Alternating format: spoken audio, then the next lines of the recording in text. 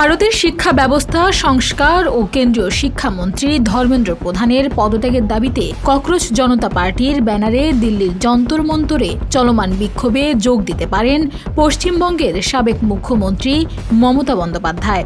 আগামী সোমবার আন্দোলনরত শিক্ষার্থীদের প্রতি সংহতি জানাতে তার বিক্ষোভস্থলে যাওয়ার সম্ভাবনা রয়েছে বলে একাধিক সূত্র জানিয়েছে।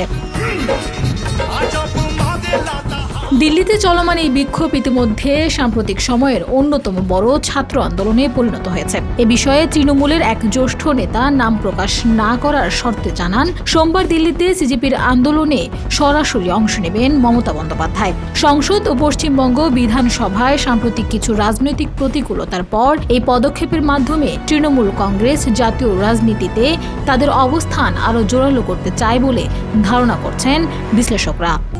এভাবেই কোটি কোটি মানুষের ঘরে দেশ জুড়ে ফ্রিজ একটাই, ওয়ালটন।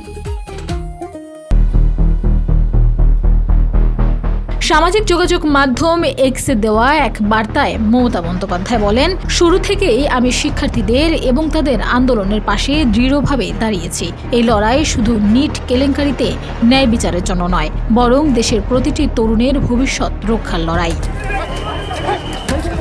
এর আগেও আন্দোলনরত শিক্ষার্থীদের দাবিতে প্রয়োজন হলে সরাসরি মাঠে নামার বার্তা দিয়েছিলেন তিনি। এখন দিল্লিতে তার সরাসরি অংশগ্রহণ আন্দোলনকে নতুন কোন মোড়ে নিয়ে যায়, সেদিকেই নজর রাজনৈতিক বোদ্ধাদের। Desk report, Bangladesh bulletin.